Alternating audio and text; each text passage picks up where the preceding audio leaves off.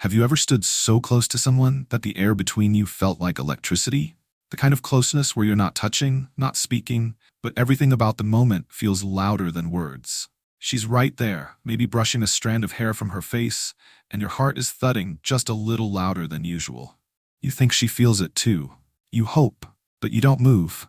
Not yet. Not because you don't want to, but because something holds you still. The fear of misreading it, the fear of ruining something delicate, and so you let the moment go. Or maybe it lets you go. And later in the quiet, you think back to that moment. Was that the time? Was that your chance? We all know that feeling. The almost kiss, that strange middle ground between intention and action. It lingers in your memory far longer than a kiss ever would. Why? Because it represents something we rarely talk about, the power of anticipation, of emotional timing, of truly being present with someone and listening, not to their words but to everything else. And if you've ever wanted to know how to make a woman kiss you, the real secret lies right there, in the space between moments, in the awareness, in the silence. A kiss doesn't begin when lips meet. It starts much earlier.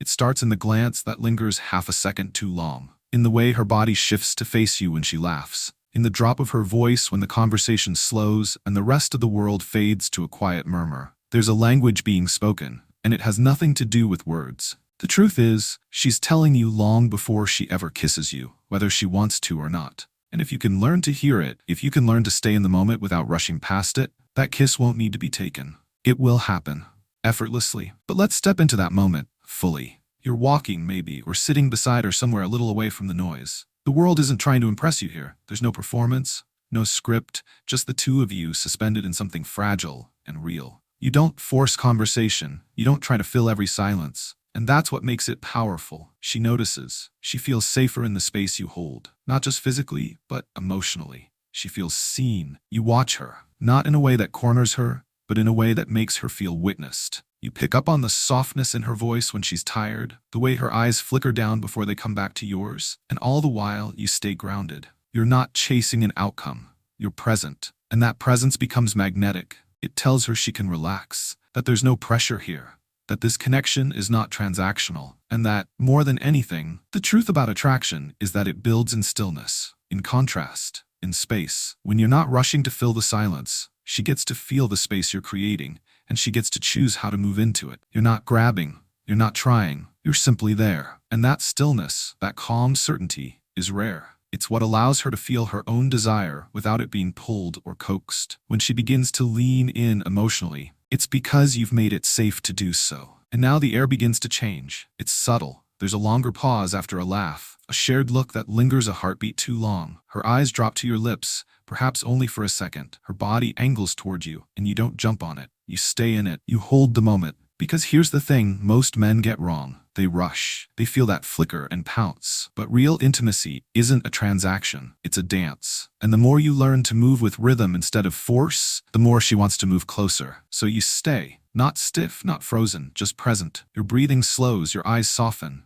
And in that presence, something magical happens. She feels it. She feels you. Not your intention, not your desire, but your availability. That's the moment when the distance between you starts to dissolve. Maybe her hand brushes yours. Maybe her voice drops just a little more. Maybe she shifts closer, so close that her perfume is no longer a scent, but a space you're sharing. And in that space, neither of you needs to say anything. The kiss is already happening. It's already begun. The movement of lips meeting is just the punctuation to a silent sentence you've both been writing for the last hour. But what makes it all work? It's not charm. It's not technique. It's trust. She kisses you not because you asked, not because you maneuvered her into it, but because you gave her room to feel safe wanting to. That difference is everything, and it extends even deeper. Because once the kiss happens, what follows is a mirror of everything before it. If the lead-up was tense, rushed, or insincere, the kiss feels hollow. But if the connection was grounded, if it was slow and sincere, that kiss becomes unforgettable. It imprints. We tend to think attraction is built in grand gestures, in witty lines, in bold moves, but more often, it's born in quiet patience, in letting someone unfold in front of you, in knowing that connection doesn't need to be forced. That silence can speak volumes if you let it. She doesn't want you to perform. She wants you to feel, to notice, to be real. And when you are, you give her something rare,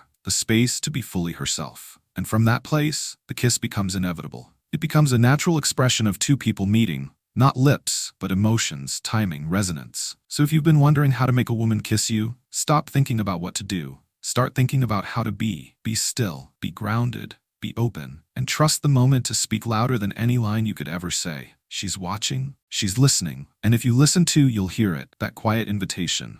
The kind that doesn't need to be spoken, the kind that finds you when you're not chasing, the kind that whispers, now, and all you have to do is stay long enough to hear it.